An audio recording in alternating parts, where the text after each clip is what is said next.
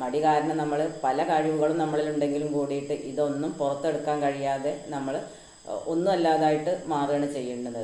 അങ്ങനെ ഉണ്ടാവാതിരിക്കാൻ നമ്മളൊരു സ്ഥിരോത്സാഹിയായിട്ട് മാറുക. എന്ത് മടി നമ്മളുടെ ഉള്ളിൽ തോന്നിയിട്ടുണ്ടെങ്കിലും അതിനെയൊക്കെ ഇഷ്ടമുള്ള കാര്യങ്ങളിലൂടെ നമ്മളത് മാറ്റിയെടുക്കുക. പല കാര്യങ്ങളും നമുക്ക് ചെയ്യാൻ മടിയായിരിക്കും, പക്ഷെ നമുക്ക് ഇഷ്ടമുള്ള പല കാര്യങ്ങളുണ്ടായിരിക്കും. അപ്പോൾ അത്തരം കാര്യങ്ങളിലൂടെ നമുക്ക് മുന്നോട്ട് പോകാൻ സാധിച്ചാൽ ഈ മടിയെ നമുക്ക് പിന്നിലാക്കാൻ സാധിക്കും. മടിയാണ് എപ്പോഴും നമ്മുടെ ജീവിതത്തിന് ഒരു വിലങ്ങുതടിയായിട്ട് വന്ന് നിൽക്കുന്നത്. കാരണം മടി കാരണം നമുക്ക് ഏതൊരു മേഖലയിൽ ശോഭിക്കാൻ കഴിയുന്നുണ്ടെങ്കിലും എന്തിനാണ് അത് വേണ്ട, അങ്ങനെ ആവട്ടെ ഇങ്ങനെ ആവട്ടെ എന്നൊക്കെ നമ്മൾ ചിന്തിച്ചിട്ട് നമ്മൾ പുറകോട്ട് പോവുകയാണ് ചെയ്യുക.